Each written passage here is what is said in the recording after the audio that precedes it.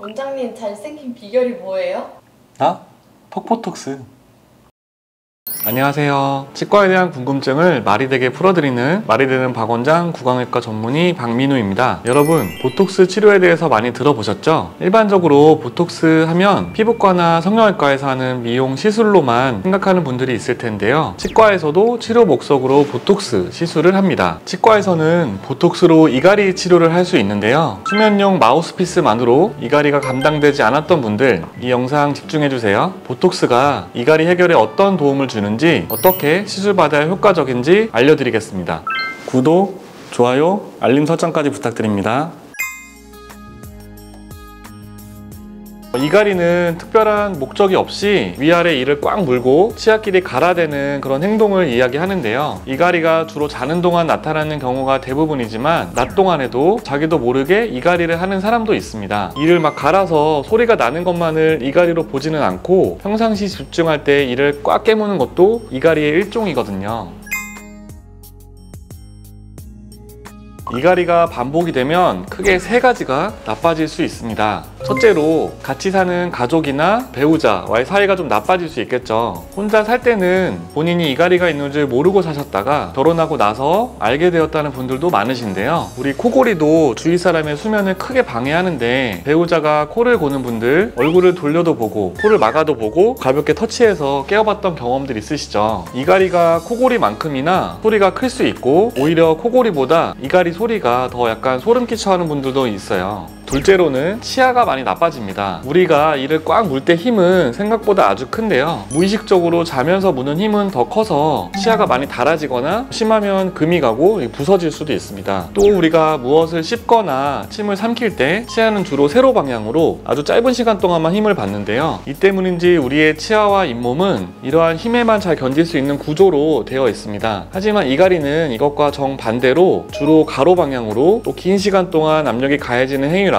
치아를 좀 쉽게 망가지게 할 수가 있습니다. 세 번째로 우리 턱은 턱관절이라고 하는 귀 앞쪽에 있는 관절이 움직이면서 턱이 위아래 앞뒤로 움직일 수가 있는 건데요. 이 턱관절이 굉장히 나빠질 수 있습니다. 이갈이나 이를 꽉 무는 습관이 계속이 되면 이 턱관절에 큰 부담이 가면서 처음에는 좀 일시적인 통증, 얼얼한 느낌으로 시작해서 계속되면 이 턱관절에 관절염이 생길 수가 있고요. 그러면 관절뼈가 닳아서 모양이 완전히 변한다든지 또 입을 벌리고 다물기가 힘들어지는 정도가 될 수도 있습니다. 치아가 망가지면 비용과 시간이 좀 들더라도 임플란트 같은 치료로 회복이 가능하지만 관절이 한번 망가지면 이건 어떻게 회복이 좀 불가능하다는 점을 알고 계셨으면 좋겠고요. 이갈이가 이렇게나 좀 해로운 그런 결과들을 가져올 수가 있습니다.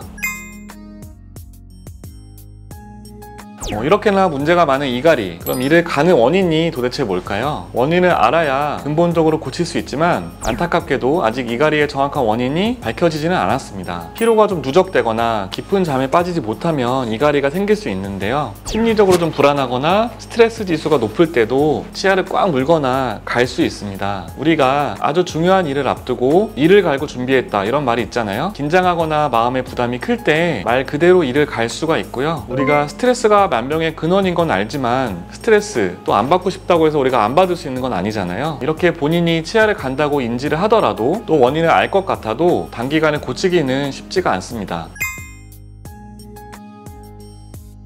그렇다고 해서 좌절하지는 마세요. 바로 이갈이 보톡스가 희망이 될 수 있습니다. 보톡스는 잘 아시겠지만 주사제로 사용을 하면 근육에 힘을 빼줄 수 있는 약물인데요. 이 보톡스를 턱 근육, 우리가 턱을 꽉 물 때 사용하는 교근이라는 씹는 근육에 주사를 하면 뇌에서 꽉 물어라는 신호를 보내도 근육에 힘이 빠져서 치아를 꽉 물거나 치아를 가는 게 힘들게 됩니다. 무의식 상태에서까지 과하게 일하던 턱 근육에 휴가를 줬다고 생각을 하시면 될 것 같은데요. 턱 근육에 큰 힘을 못 주게 되니까 이를 가는 강도와 횟수가 줄어들 수가 있습니다. 또 우리가 이를 오래 쉬다 보면 다시 좀 일하기가 쉽지 않잖아요. 근육에 일해라는 신호를 차단을 해서 오래 쉬게 하면 근육 자체가 좀 줄어들게 되고요. 개인에 따라서는 이렇게 근육이 줄어들면 턱이 좀 갸름해 보이는 미용적 효과도 있을 수 있습니다. 치과에서도 보톡스 치료를 하나? 라고 하시는 좀 모르셨던 분들도 계실 텐데요. 흔히 보톡스라고 하면 피부과, 성형외과에서 좀 예뻐지기 위해서 하는 치료를 많이 들어보셨을 거예요. 보톡스를 뭐 이마나 눈가, 주름을 만드는 그런 근육을 줄이기 위해서도 사용을 하고, 또 턱을 갸름하게 보이려고 씹는 근육을 줄이기 위해서도 사용을 합니다. 바로 이 부분에서 치과에서 사용하는 보톡스와 겹치는 부분인데, 치과에서도 물론 미용적 목적을 위해서 사용을 할 수 있지만 저희는 주로는 턱관절과 관련된 질환의 치료 목적을 위해서 사용한다는 것에 좀 차이가 있습니다. 어떤 과에서 치료를 받든 같은 근육에 주사를 한다면 실제로 비슷한 효과가 나온다고 생각을 할 수도 있겠는데요. 다만 처음에 우리가 보톡스를 왜 맞나? 라는 목적에서 좀 차이가 있을 수 있고, 이런 목적에 따라서 좀 더 집중하는 부분이 달라서 거기에서 오는 차이가 있다고 생각을 하시면 좋겠습니다. 턱관절 질환에 대해서는 조금 더 경험이 있는 치과에서 오늘 말씀드리고 있는 이갈이, 이를 꽉 무는 습관, 턱관절 질환 등 보톡스 치료가 필요한 상황을 치과에서 조금 더 잘 알 수 있겠다라고 생각을 하시면 되겠습니다. 그리고 우리가 씹는 근육이 아래 턱에만 있지는 않고요. 여러분들도 이를 꽉 물어보시면 옆머리, 관자놀이 위쪽이 움찔움찔 하시는 걸 만져보실 수가 있을 거예요. 여기에도 측두근이라고 하는 아래 턱을 위로 당기면서 이를 꽉 물게 하는 그런 큰 근육이 있는데요. 치료 목적으로 보톡스를 사용할 때에는 이러한 측두근 같은 근육에도 주사를 할 수가 있어서 미용적 목적과는 차이가 있을 수 있습니다. 이갈이 보톡스를 주사하는 순간은 금방이고요. 저희 병원에서는 주사 통증을 최대한 줄이려고 바르는 마취 크림을 쓰기도 하고, 또 얼음팩을 한참 대고 있어서 이제 얼얼하게 마비가 된 것 같은 순간에 주사를 하기도 합니다. 저도 밤새 이를 꽉 물고 있는 게 느껴질 때는 스스로 이렇게 주사를 하기도 하는데요. 제가 해서 그렇게 느끼는 것이 아니라 통증이 좀 상당히 적은 편이고요. 효과는 좀 아주 좋습니다. 보통 양쪽 턱에 한쪽에 한 3-4번 정도씩 주사를 하게 되고요. 좀 바로 일상생활이 가능한 정도로 간단한 시술이고요. 이 보톡스의 효과는 주사한 지 3주, 4주째 가장 크게 나타나게 되고, 3개월 정도 지나면 효과가 떨어지면서 근육이 다시 회복이 됩니다. 그래서 어떤 분들은 그럼 평생 맞아야 되냐, 안 좋은 거 아닌가 하는 분들도 있지만, 저는 오히려 이게 장점이라고 생각을 하는데요. 우리가 이제 우리 몸을 뭔가 영구적으로 바꾼다는 거는 사실 위험성이 좀 클 수 있고, 우리 턱이 식사를 하건 또 말을 하건 움직이려면 근육이 필요한 건 맞기 때문에 근육을 아예 없애버리는 게 목적이 아니거든요. 또 그러면 턱관절이 좀 불안정해져서 다른 불편함이 나타날 수도 있고요. 그래서 일시적으로 긴장이 너무 심하고 턱이 너무 힘들 때 한번 완화시켜주는 그런 치료로 받아들이시는 것이 좋겠다는 생각입니다. 이갈이 때문에 좀 고민이 있으시거나 치과에서 상담을 해보신 분들은 이갈이 장치, 스플린트라고 말하는 걸 들어보셨을 수도 있는데요. 화면에서 보시는 것처럼 생겼어요. 잘 때 이걸 끼고 주무시면 무의식 중에 이갈이가 나오려고 해도 이를 꽉 물 수가 없게 되고 치아와 턱관절을 다 보호를 할 수가 있습니다.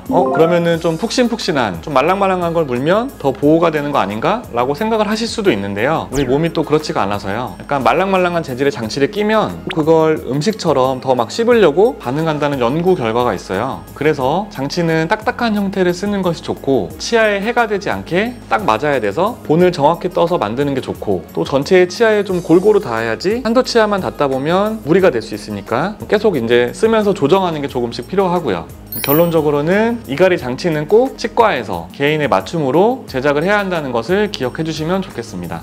이갈이가 심한 분들은 이러한 두 방법을 병행을 하는 것을 추천드리기도 하고요. 이갈이 보톡스와 이갈이 장치, 스플린트의 차이를 좀 간단하게 말씀을 드리면, 이갈이 보톡스는 자동차라든지 이런 게 부딪히려고 할 때 거기까지 가지 못하게 좀 힘을 빼주는 거, 이갈이 장치, 스플린트는 부딪힐 때 그 충격을 덜하도록 범퍼같이 그 사이를 좀 막아주는 것, 이렇게 생각을 하시면 쉽게 이해를 하실 수가 있을 것 같습니다.